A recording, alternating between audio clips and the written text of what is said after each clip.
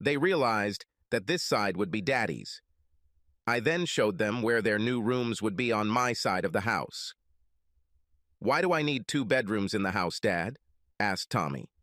"Because this side will be my home, and that side will be your mother's home." "Emma, are you and your mom getting a divorce, Dad?" Mom doesn't say anything, no matter how many times we ask. "No, they just separated. I don't want to be a dad for the weekend, so I thought I'd just split the house and you two can live on whichever side you want that day." Before we could continue, Linda poked her head through the front door to announce that dinner was ready. We ate in silence. Linda was tense. It was clear that the children learned more about what was going on. Tommy blurted it out too loudly. "I'll move in with Dad as soon as he finishes decorating my room." Linda had a shocked look on her face. "Dad said that you are breaking up?" "We are not. It's just a misunderstanding and we're not done discussing it yet." Emma slammed her hand on the table and shouted, "Who changed? I want to know." Emma and Tommy looked back and forth between Linda and me. I stared at Linda. Linda stared at her plate. When Linda began to cry, the children got their answer. I told the children that their mother was tired and needed some rest. I helped Linda up and walked her to the bedroom, undressed her, and put her to bed. I quickly kissed her forehead, as if she were a little child who had woken up from a nightmare. I turned off the light and closed the door. I focused on feeling for Linda as I would have for one of my children. Adult child, who committed a terrible crime and was sentenced to prison for the rest of his life. I would still love my child, but he would no longer be a part of my daily life or thoughts. First, I went to Tommy's room. He lay on his bed and corresponded with his friends. I asked him if he wanted to talk about it. He said, "No, not really." I went to Emma's room. Emma was angry and crying.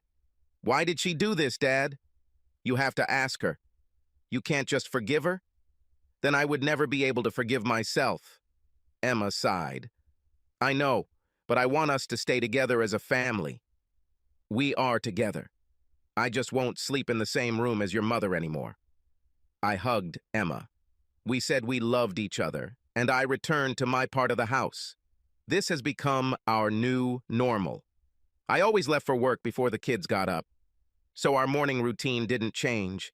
Linda and I still split our time between taking the kids to their friends, to group activities, and to sports.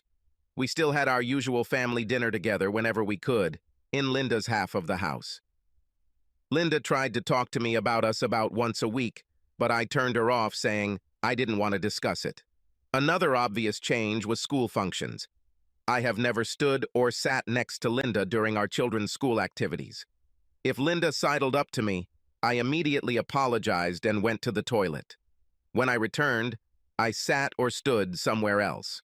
I've never been alone for long, as at least one of the single or divorced women we knew quickly found themselves next to me. And yes, they always asked. And my answer was, we separated. Over the next month, I bought new clothes, new appliances, new kitchen cabinets, and new furniture for my side. My side has been transformed into a swanky new bachelor pad with a giant TV and new entertainment system. When I bought a new top-of-the-line convertible, Linda tried to ask me about our finances. "Jim, can we afford all this? This car must have cost a fortune." "Well, Linda, my car was 8 years older than yours, and I needed a new one. You always bought a new car twice as often as I did, so I just invested a few of those missed years into my new car. As for everything else that's new, you really didn't expect me to live in a shack, did you? What about the furniture? I thought I was being considerate by not forcing you to give up any of the favorite furniture you bought to decorate your home. I would be happy to share our furniture." "It's okay. I've never been attracted by your taste in furniture." "Have you never said anything before?" "I never said anything before because I wanted you to be happy, and furniture didn't matter much to me." I let her think about that statement for a few moments. "Don't worry. We have enough money. In fact, the house is paid for, and as soon as the children move out, my side will be too big for my needs. I'll rent out my part of the house for extra income, so money won't be a problem." Linda gave me her best smile, her "someone is going to get lucky today" smile, and reached out to squeeze my shoulder. "I'm not complaining. I like your new car. You've been working out and looking sexy in your new clothes. Thank you. I can't take all the credit. Tommy and Emma wanted me to buy a convertible so they could drive it, and Samantha helped me pick out new clothes and furniture. We have very similar tastes. Linda's smile disappeared at the mention of Samantha, and her hand fell from my shoulder. Oh, I was just wondering. Linda then turned and walked away. I wasn't trying to throw Samantha in Linda's face, but Samantha was becoming a big part of my life. I also realized that I now think about Samantha quite often and very little about Linda's feelings. Samantha began to become a regular on my side of the house. At this point, Tommy and Emma began to spend most of their time on my side. Tommy has already moved into my side as his master bedroom. Emma, who had mostly stayed on Linda's side, began hanging out with Samantha more and more. Samantha seemed to become Emma's cool older sister. Soon, Samantha began spending all weekends and most weeknights with me. The only disagreement Linda voiced was when I insisted that Samantha come with me to our family dinner for the second time. Linda was polite, but everyone could tell she didn't want this to become a regular thing. The next day, Linda ran into me as I was leaving for work. "Jim, I appreciate you talking, but I wish you wouldn't bring your girlfriend during our dinner. This is our time to be family with kids." This is wonderful. In the future, I won't come to dinner when Samantha isn't there. But I will also have an open invitation for the kids to have dinner with me and Samantha if they want. It's not fair, Jim. This is the only time we can be together as a family. So, are we being fair again, Linda? Okay. To be honest, Samantha is becoming a big part of my life, and I want her to be more involved. Samantha and the children get along great. I don't think excluding Samantha from our family dinners is fair to her, fair to me, or fair to the kids. If you want to exclude her, you're going to exclude me too. But Jim, Linda, your honesty has always been that you bought yours. To hell with my feelings. I bet you thought you were being honest when you slipped out the back door to have sex with Mark Lavaliere. Even though we were no longer living together, it was surprising to see how easily Linda thought she could still manipulate me. Linda thought she had leverage over me beyond the well-being of the children. Linda, you threw honor out the window that night. So if you don't like it, fair would be to start cooking all the dinners on my end, and I'll let you come over when we have them. Samantha is a great cook and loves to do it. With tears in her eyes, Linda said, "I'm sorry I brought this up. Samantha is more than welcome to come over for dinner anytime she wishes." After the pool and hot tub were completed, Tommy especially enjoyed having Kim, Christy, and Susan come hang out by the new pool. They flirted shamelessly with Tommy. I know they were having a friendly competition to see who could make him blush the brightest. They first started competing by wearing tighter and tighter swimsuits. In the end, Christy couldn't really compete because her large breasts wouldn't allow anything too small or they would fall out. But Christy won after she kissed Tommy in the pool, pressing her big breasts against him. Tommy couldn't get out of the pool for a good 10 minutes, even though the water was cold. Tommy was definitely the real winner in their competition. As a result, Tommy gained more confidence from the girls and started a girlfriend at school. Once they met Tommy's girlfriend, the girls stopped flirting with Tommy and treated his girlfriend like the luckiest girl in the world. Samantha has some wonderful friends. And no, I never allowed Linda to come to my side of the house. I didn't want Linda to complicate my relationship with Samantha. But, unfortunately, a few years later, Samantha graduated from high school and we broke up. I saw it in Samantha's face when we went to Susan's wedding together. I knew that I was essentially becoming her sugar daddy because of our age difference. It didn't matter to me, but I could tell it mattered to Samantha. Don't get me wrong, we got along wonderfully. We spent the whole weekend together and I got to know most other families. We often went on vacation together, sometimes with children. When she mentioned that she was thinking about moving, I proposed to her. She told me that for her, I was honored that I invited her, but that she wanted to try a family tradition. I told her that I would like to start a new family. She never said it, but I saw the conflict in her eyes. I was the perfect man for her, just not the right age. Unfortunately, I felt like the other woman was taking me for granted for being a great guy. As subtle as I could, I tried to make Samantha realize that her long list of standards was becoming a wall that no man could climb. Trust is the foundation of healthy relationships. But, as with Linda, I became a victim of my own success.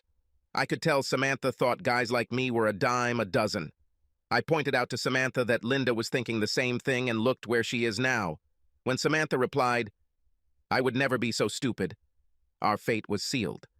In the end, I told Samantha that I understood, and if she changed her mind, I would always be there for her.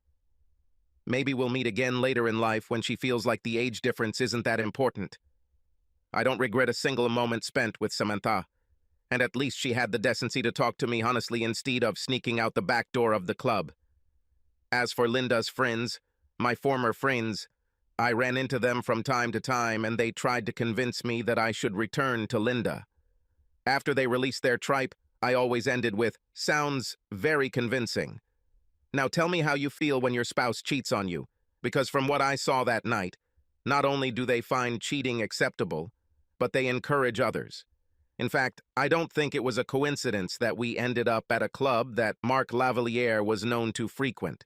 I just happened to have the hottest wife. Karma is what it is. And a few months later, I heard that the girls had decided to move their girls' night out to a new dance club that Mark Lavalier frequented, without telling their husbands. One of Dave's friends at work, I mentioned to Dave that I saw Dee dancing with Mark at the club. He even mentioned that Mark disappeared about an hour later, around the same time the table full of ladies left the club. Dave's friend did not see Dee leave with the group. All the wives denied that they were there at all, and there must have been a mistake. A few days later, Dave's friend sent a photo of him and his girlfriend at a club. In the background, Mark Lavalier could be clearly seen talking to wives at the table. The wives finally confessed, but they all said that no one went with Mark. Of course, their stories didn't match, and eventually the true story came out.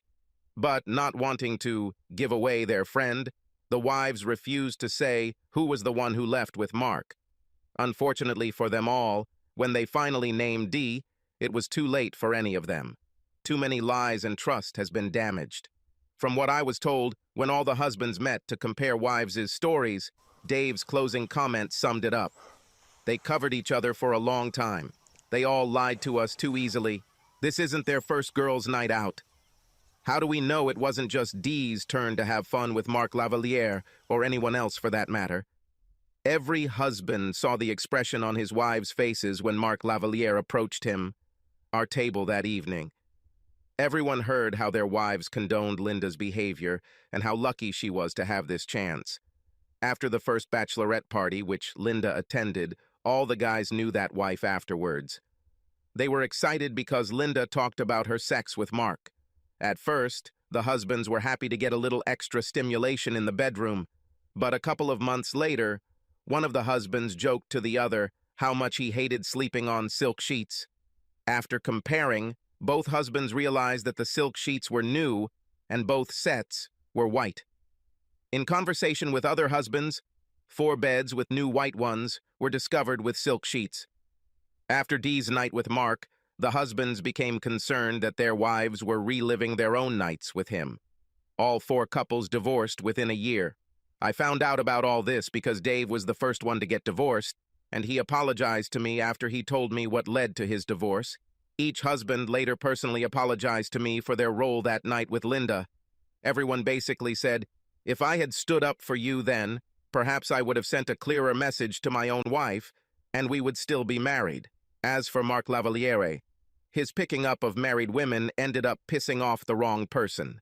Nobody knows who did it, but as Mark Lavalier walked out of the back of the club with his latest conquest, someone in a ski mask tasered Mark. Before Mark could come to his senses, the guy hit him in the private parts. While Mark was screaming, holding his crotch, the guy literally crushed both of Mark's kneecaps. Even though they had the video, no one was ever brought to justice. There were too many husbands who had reasons and opportunities. Mark lost the ability to walk.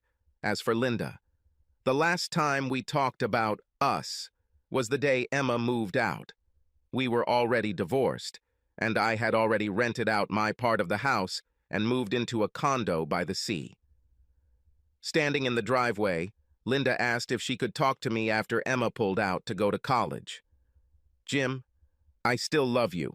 I made a terrible mistake, and I've regretted it every day since.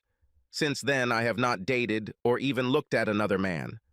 I know you haven't been in a serious relationship with anyone since Samantha, and I'd like you to move in with me again. Just to see how it goes? Linda then took the necklace off her neck and handed it to me. At the end of it hung my wedding ring, the ring I gave to Dee the night Linda left me. Linda looked at me with hope in her eyes. You still don't understand what went wrong, Linda. That night, you thought you could test my love for you, when in reality, it was a test of your love for me. But I really love you. No, you like what we once had. You loved that you had the perfect marriage, the perfect husband, the perfect children. You liked that I didn't treat you like property, like a trophy wife, that we shared important decisions. You loved that our lovemaking, although less frequent, was just as intense as when we first met. You liked that I always cared about how you felt, ahead of everyone else. You liked that I gave you financial security to do what you wanted. But more than anything else, you liked that I trusted you without a doubt. Now you love me more than before because you know that you will never find anyone else who would make you as happy. No one will be as in love with you as I once was. Linda didn't move. She still held the necklace at arm's length, but her hand turned white as she clutched it with a desperate grip. You didn't appreciate what you had, and now it's gone. I can't be near you anymore. I will never again put you in a position where you have the opportunity to do what you did to me. I always thought it was us against the world, but you killed us when you ran away to be with Mark Lavalier. Linda began to cry. How many times do I have to say that I regret going with him? It was never about Mark, Linda. You thought you were lucky when Mark Lavalier decided to take you home with him, but I was lucky too. When I was at my lowest, and your friends tried to convince me that I was a fool for being upset, I realized that you showed me that we truly are a wonderful couple. But not because of you, but because of me. You left because my love was so strong, not yours. My love would never even think of doing what you did. My love was the music to which we also danced, which made us so special. As I was sitting at this damn table, angry, thinking about these things, I saw Samantha across the room looking sad. When she saw me looking at her, she smiled. Her wonderful smile reminded me that I was still a man, and I had a chance to be happy with someone, that I could pour my love and devotion into a new we, a different us. Then you opened my eyes and set me free. With that, I climbed into my convertible and drove away with a big smile on my face. I couldn't wait to get home as soon as possible. Samantha quit her job out of town and moved in with me last week. Since then, she has done an excellent job of convincing me that she always needs me in her life. Trust is a wonderful thing. Subscribe to our channel so that your second chaff doesn't cheat on you, and go ahead and listen to the next story, because this story is nothing compared to the next one. If you're under 18, don't even think about listening to the next one.